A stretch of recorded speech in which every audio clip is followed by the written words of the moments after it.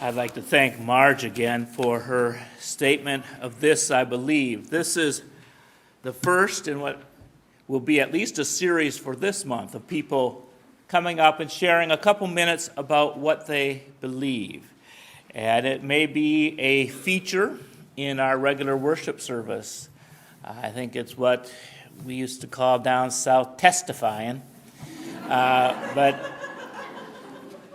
But it's a way for us to really hear the diversity that is in this room. So if you're interested in doing what Marjorie just bravely inaugurated, please contact me or the worship committee. Can you choose what you believe? You probably already have. Even those who are born to a tradition, live within a tradition, and die in that tradition, at some point make a choice to accept that tradition, or at some point can't find their way to believe it anymore. At first, we merely believe our parents. It's necessary for a child's survival. Then, as teens or earlier, we begin to doubt the truth of all that we've been told. We prove some things true. We accept some unprovable things. We reject some things, and many, many things live in the realm of cognitive dissonance. Take, for example, a recent Harris poll. 3 in 5 adults are absolutely certain that there is a God. Found that 82% of Americans believe there's a God. However, only 59% were absolutely certain. And Harris poll finds that the groups that are most likely to be absolutely certain are, not surprisingly, born-again Christians, Protestants generally, Republicans, people in the South, blacks, and women. Those who are most likely to be either absolutely or somewhat certain there is no God, or to be unsure, are Jews, people aged between 25 and 39, college graduates, postgraduates, men, and people on the coasts.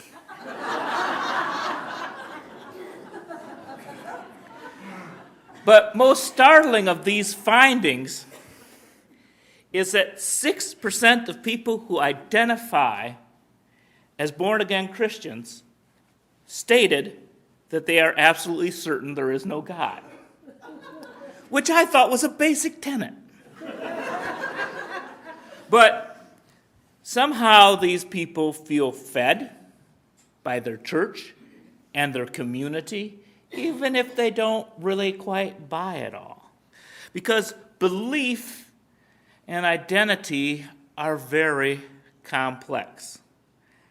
I think this is most apparent among those who identify as Jewish. A great number are culturally but not theologically Jewish. In this poll, accordingly, 33% of people who identify as Jewish were either agnostic or atheists. But it gets even more confusing, this cognitive dissonance. In a recent Pew Research poll, 28% of Catholics said they believed in reincarnation. 12% of white evangelicals use yoga not just as exercise, but as a spiritual practice. So we have traditions of Christianity infused with Hinduism. A 2007 Harris poll says 82% believe in God, but only 75% believe in heaven, and only 62% believe in hell. So there's a good measure of Universalists in there. 39% believe in creationism, while 42% believe in Darwinism. So this shows that people pick and choose their beliefs even when they're within an established religious tradition. They hold many beliefs that are contrary to what the preacher says. That happens in every church. In Unitarian Universalist, it's assumed.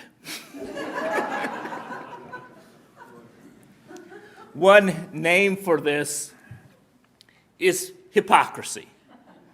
People only pretend to have faith. They just say what they need to be socially accepted.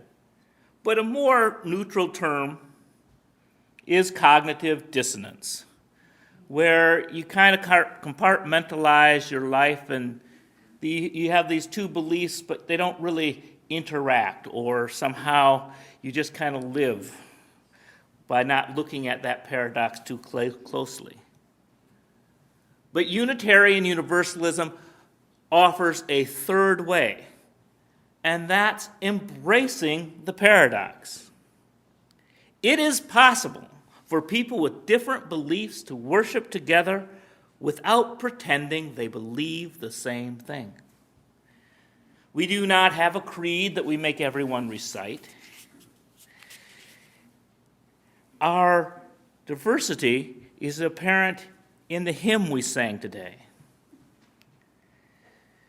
Some have seen eternal good, pictured best in parenthood, and a being throned above, teaching, ruling over us in love. Now, these are the traditional Christian images of God the Father or Christ the King. And there's a kind of a unifying quality to an overarching, all-powerful God. And the belief in a personified God has its advantage relationally, because all of our relationships are with people. And so it's easier to love, honor, and obey a person rather than a concept. Now, the disadvantage of a personified God is that unlike other persons, God is not verifiable to the senses. So when one has a personal God, one sacrifices scientific certainty in order for that personal emotional connection. There are those that proclaim that God and nature are the same, and the present Godhead own where creation's laws are known. In this view, God is not personified, but God is objectified in nature. And that also conveys that same overarching unity. And it allows a tangible relationship with something that is real, that for some strange reason, people in all traditions bring dead trees into their living rooms this time of year. Because there's something symbolically powerful about that. But it's harder to feel that nature loves anybody personally. It rains upon the just and the unjust. One gains a certainty in worshiping a visible nature, but may lose some of that personal, emotional relationship. There are those that best can see God within humanity, and God's countenance there trace written within the human face. Loving people is both a tangible and an emotional relationship. It lacks, though, that overarching sense of unity, because it is hard to love everybody. I often say, I love humanity, but people drive me crazy.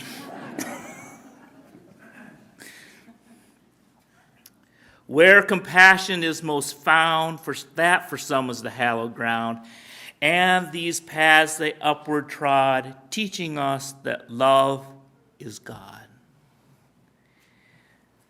Believing in an ideal like love has that advantage of providing that overarching real unity. Christians, Muslims, Buddhists, atheists can all believe in love. But it's harder to feel emotionally connected to an impersonal ideal. Plus, the concept of love can be as intangible as the concept of God. Though the truth we can't perceive, this at least we must believe. What we take most earnestly is our living deity. Our true God we there shall find in what claims our heart and mind, and our hidden thoughts enshrine, that for us which is divine. The words of the last two verses echo the words of Ralph Waldo Emerson, a 19th century Unitarian. He wrote, "A person will worship something, have no doubt. We may think our tribute is paid in secret in the dark recesses of our hearts, but it will out. That which dominates our imaginations and our thoughts will determine our lives and characters. Therefore, it behooves us to be careful what we worship, for what we worship we are becoming." We all choose what we believe by the lives that we lead. Sometimes we make conscious choices, sometimes we stumble into situations and merely react. Other times we're merely creatures of habit. Unitarian Universalism does not give you beliefs to recite. It offers the opportunity for you to examine your lives. What is ultimate to you? How do you spend your time? What do you think? What are the consequences of your thoughts? Each of us has the absolute right to believe what we want. But we need other people. We don't need other people to tell us what to believe, but we do need people so we can test our theories in a safe community. I've heard a minister describe Unitarian Universalist congregations that they should be a safe place to explore religious freedom, a safe place to stand up and be able to say what you believe, knowing that you probably will be questioned, but you won't be ridiculed. We need to do that. In order to do this, we need to realize that our personal beliefs are not absolute. Each of us forms our beliefs based on experience, and all of us have limited experience. So we need each other to broaden our understandings.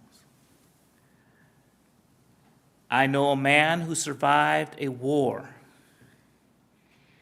and he knows that there is a living God that rules the universe, because that God saved his life.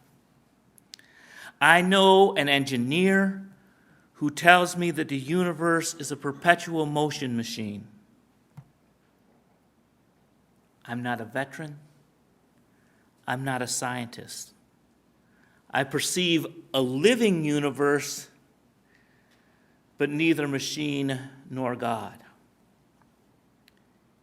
Instead of insisting that I am right and they are wrong, I insist that each of us have a valid perspective, a limited view of something larger than ourselves. By interacting with each other, we cannot assume that there is only one way of seeing things. The world is not divided into believers and non-believers. For each of us believe something.